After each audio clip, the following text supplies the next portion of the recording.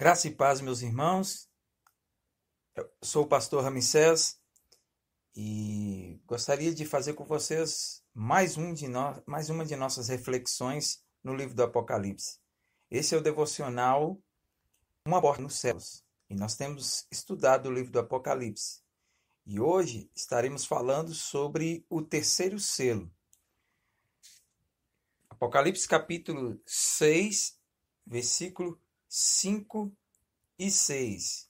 Se você quiser pausar essa gravação, esse áudio e pegar a sua Bíblia para fazer a leitura comigo, faça isso.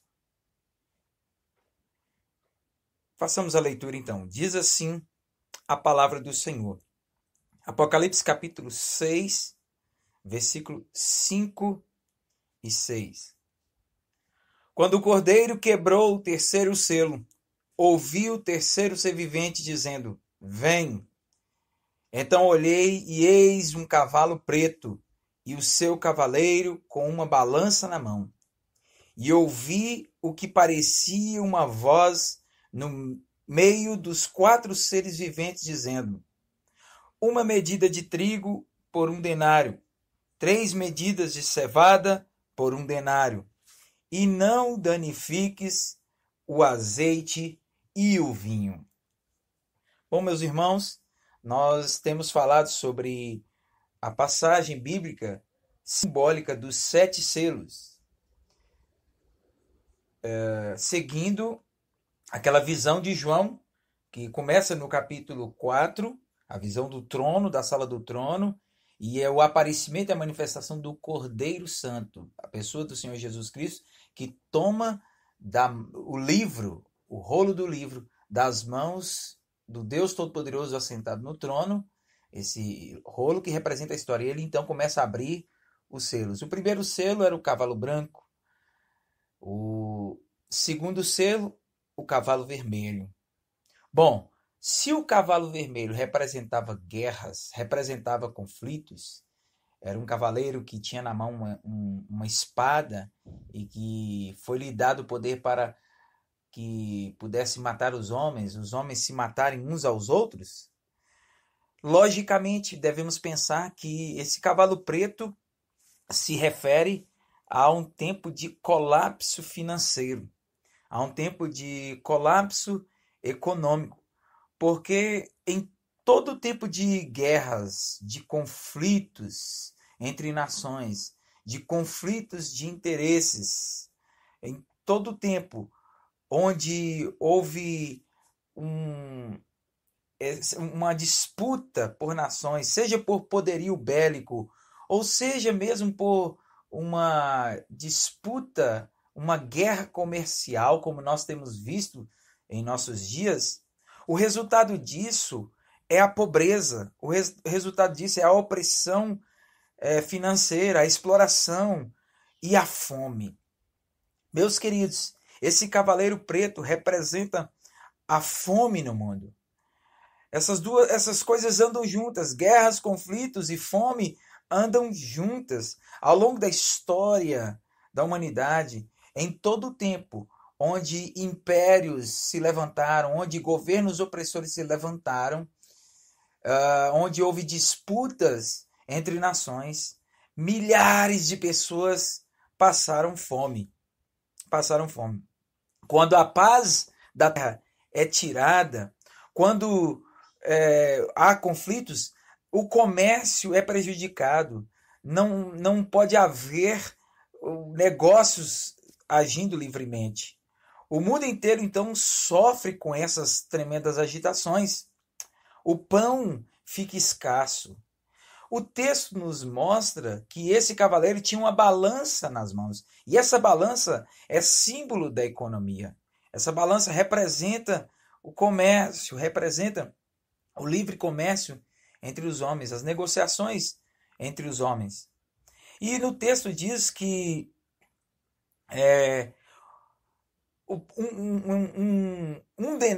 com um denário, ou seja, que para comprar uma medida de trigo, essa medida de trigo, muito provavelmente era uma medida como o prato que nós temos aqui na região do Vale de Jequitinhonha, né? Um prato, a gente compra um prato de feijão, um prato um prato de arroz, um prato de trigo, é uma medida a granel. Ou seja, diz o texto que uma medida de trigo, que provavelmente seria um pouco mais que 1 litro de trigo, iria custar 1 denário com essa crise trazida pelo o cavalo preto. O que significa isso? É, um denário é a jornada de um dia de trabalho. 1 denário era o que um trabalhador recebia como diária pelo seu serviço prestado.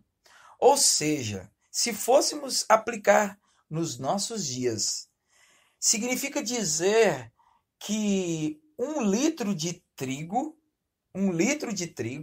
o trigo era um alimento básico usado para a fabricação do pão nos tempos, no Oriente, nos tempos, no contexto que João estava vivendo. Então, se fôssemos colocar agora para um alimento básico nosso, como talvez o arroz ou feijão, significaria dizer que para comprar um prato de feijão ou um prato de arroz seria necessário uma diária de serviço. Ou seja, no mínimo R$ 100. Um prato de feijão e um prato de arroz iriam custar R$ 100 se fosse aqui no Brasil.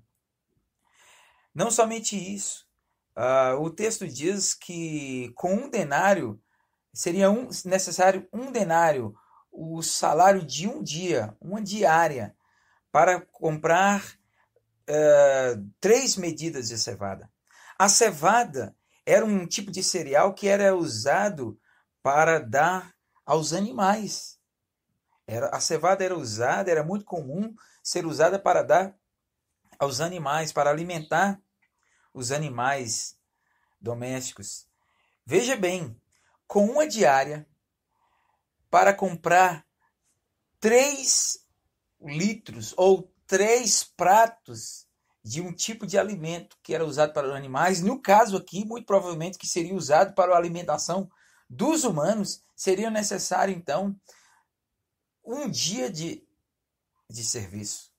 Um dia de serviço. Um trabalhador ia ter que trabalhar um dia para poder comprar 3 pratos de um alimento que era dado para os animais, para poder alimentar a sua família. Meus irmãos, esse selo aponta para um tempo de escassez, de pobreza, um tempo em que as nações e os povos da terra iriam clamar pelo pão de cada dia. A pobreza, no entanto, de acordo com esse selo, de acordo com essa visão, não iria atingir a todos. Por quê? Porque o texto diz que o azeite e o vinho não seriam danificados. Esses produtos, eles descrevem a vida de pessoas ricas. O azeite e o vinho eram alimentos mais nobres e que fartava a mesa dos ricos. Então, significa dizer que os ricos continuariam talvez mais ricos e os pobres mais pobres. Os ricos iriam ter condições de sustentar o seu luxo.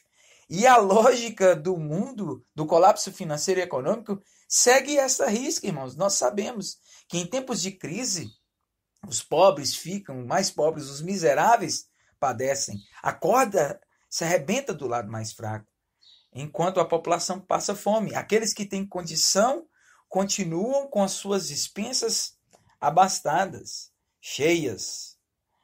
No mesmo mundo em que reina a fome, reina também o esbanjamento.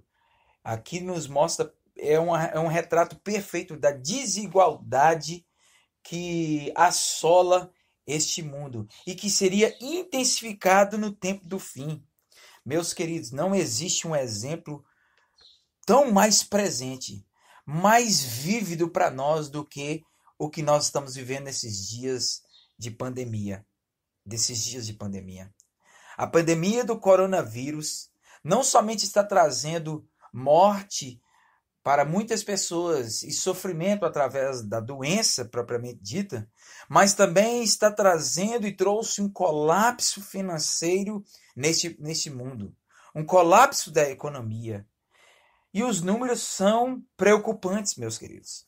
Segundo a Organização Internacional do Trabalho, a perda de renda para os trabalhadores nessa pandemia pode chegar a 3,4 trilhões de dólares no ano de 2020.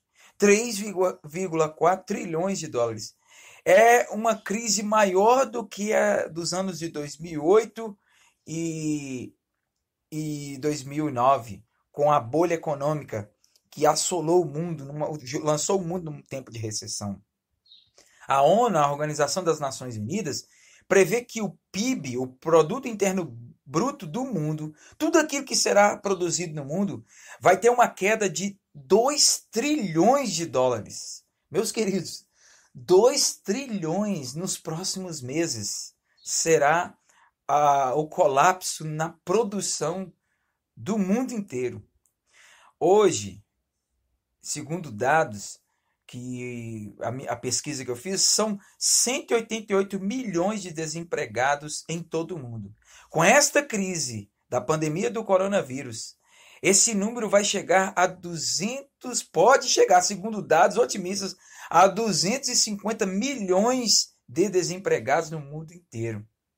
Nos Estados Unidos, isso já é fato. Nas últimas 2 semanas, todos os recordes de desemprego na história do país foram quebrados. 10 milhões de americanos já entraram com pedido de seguro-desemprego por 15 dias depois dessa crise do coronavírus. A última vez que isso aconteceu, meus irmãos, foi por volta do ano de 1968, quando 680 mil pessoas pediram o seguro-desemprego.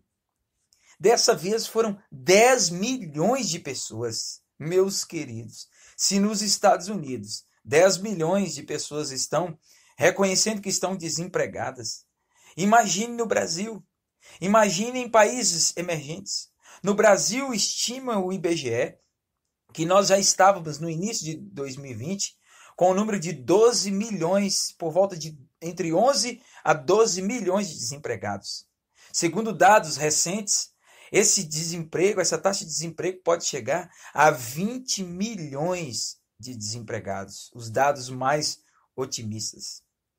Então, nós estamos temos diante de nós um cenário alarmante. Alarmante.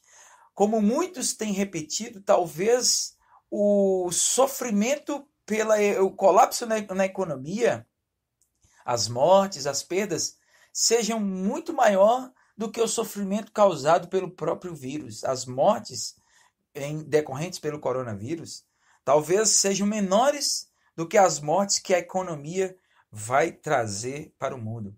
Meus queridos, de acordo com alguns dados de uma pesquisa que eu fiz, mais de 2 milhões de pessoas morrem de fome a cada dia. Mais do que pela malária, mais do que pela AIDS, tuberculose juntas, mais do que pelo coronavírus. Em 2003, olha só, esses dados são de 2003, 840 milhões de pessoas morreram de fome. Há 800 milhões de pessoas desnutridas no mundo e 1 bilhão de pessoas passavam fome até 2004. 30 mil crianças morriam de fome a cada dia. 15 milhões a cada ano. E 1/3 das crianças dos países em desenvolvimento apresentam atraso no crescimento físico e intelectual. 40% das mulheres dos países em desenvolvimento são anêmicas e encontram-se abaixo do peso. Na guerra da Síria, por exemplo, esse número aumentou assustadoramente. Nós vimos recentemente o colapso financeiro em que a Venezuela enfrentou e milhares de pessoas padeceram de fome, ao ponto de não haver carne no mercado, as pessoas comprarem carne podre, apodrecida para sua subsistência, animais nas ruas, cachorros, os cachorros de rua foram mortos por causa da fome. Isso é assustador. A cada dia, 275 mil pessoas começam a passar fome ao redor do mundo. 1,3 bilhões de pessoas no mundo não dispõe de água potável. O Brasil era até pouco tempo o nono país com maior número de pessoas famintas, de miseráveis, com 15 milhões de crianças desnutridas. Graças a Deus, ao longo do tempo, dos anos, por políticas voltadas para essa faixa etária, para as crianças, com trabalhos como a pastoral da criança, por exemplo, esse número caiu muito. Caiu muito. E crianças que sofriam de anemia crônica, o número caiu. Porém, com esta nova crise que nós estamos vivendo agora, esses números podem voltar a crescer. E muito provavelmente 12 bilhões de pessoas, meus queridos, segundo alguns analistas, o mundo pode produzir comida suficiente para alimentar diariamente 12 bilhões de pessoas. Porém, o que nós vemos é que, não obstante o mundo tenha a capacidade de produção de alimentos para tanta gente, esse alimento não é distribuído de forma igual a todas as pessoas. E em momentos de crise, a tendência é que as pessoas elas segurem a produção, é que elas tentem armazenar o máximo para si. Então o colapso será muito grande. E daí você pode, então, estar se perguntando: pastor, que dados assustadores, você está querendo trazer pânico e pavor para a gente? Meus queridos, não, eu só estou te dando números reais. Eu só estou apresentando para você aqui a realidade dos números. Porém, eu quero chamar a sua atenção aqui para que nós, como cristãos, nós não vivemos baseados na realidade dos números. O cristão, ele não é levado pelas notícias e pelos números. Sim, nós devemos ter um olhar para os números, mas não é isso que move o nosso coração. Não são os números que ditam o que será o nosso futuro.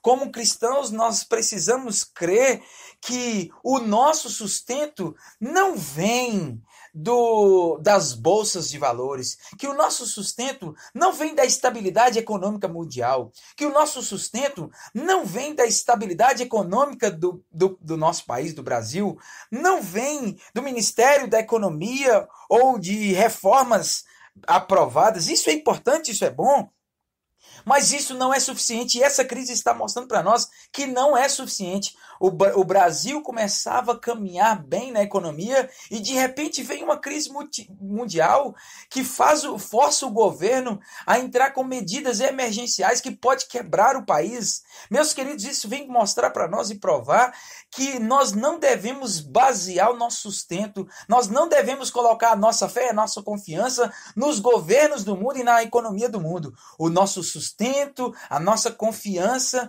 deve se basear na providência divina.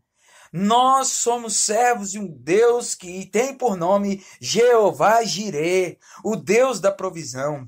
É o mesmo Deus que sustentou o seu povo em peregrinação no deserto por 40 anos. Por 40 anos esse povo foi sustentado com pão que descia do céu. Todos os dias esse povo recebia da parte do Senhor um pão para se alimentar.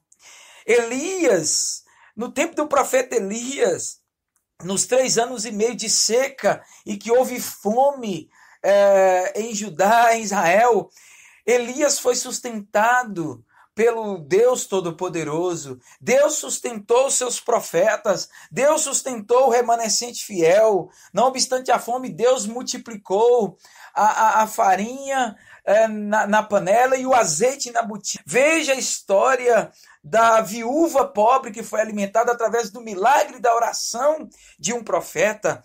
E, nesses tempos de crise, Deus convoca a sua igreja para orar, para se levantar e orar e clamar aos céus, e o sustento virá. Deus não deixará o seu povo desamparado, pois diz o apóstolo Paulo na carta aos Filipenses: eu estou bem certo que o meu Deus, segundo a sua riqueza e glória, há de suprir em Cristo Jesus cada uma de nossas necessidades. E ainda que nós venhamos a viver tempo de escassez, o apóstolo Paulo nos ensina nesse mesmo texto, no capítulo 4, que ele aprendeu a viver contente. Ele aprendeu a viver com contentamento, satisfeito, seja na escassez, seja na fartura. Em tudo, ele diz: tudo posso naquele que me fortalece. Nós vivemos pela palavra de Deus, meus irmãos. O justo vive pela fé. Olhe para as palavras do Senhor Jesus em Mateus capítulo 6. Onde estiver o teu tesouro, aí estará também o teu coração. Jesus nos convoca naquele texto a não colocar o nosso coração, a não nos apegar às coisas materiais desse mundo. Ele diz: não andem ansiosos pelo que vocês vão comer, pelo que vocês vão vestir. Não é a vida mais importante do que o alimento? Meus irmãos, em tempos de tanto consumismo como o que nós estamos vivendo, talvez nós venhamos a enfrentar sim um tempo de privação, mas nós precisamos entender que a nossa vida é muito mais importante do que comer, beber, vestir. A vida eterna, nós devemos ter um olhar para a vida eterna, para aquilo que é maior, para um tempo que vai além desse momento que nós estamos vivendo. Sim, o mundo pode entrar numa grande tribulação, mas nós seremos sustentados pelo nosso Deus. Como Jesus chamou a atenção dos seus discípulos para orar para as aves dos céus, ele diz: olhem as aves dos céus, elas não plantam, não colhem, não ajuntam em celeiro, e não obstante, o vosso Pai Celeste sustenta elas todos os dias. E Jesus então nos faz uma pergunta: vocês não valem mais do que as aves dos céus? Vocês não valem mais do que os pardais? Meus irmãos, nesses dias nós precisamos ter uma fé de pardal. Os pardais, quanto vale um pardal? Diz o texto bíblico do Novo Testamento, em Mateus capítulo 10, que um pardal pode ser comprado com 2 centavos. Com 2 centavos, nós valemos mais do que os pardais. Diz o texto de Mateus capítulo 10 que nenhum fio da nossa cabeça passa desapercebido ao soberano Deus. Todos os fios da nossa cabeça estão contados.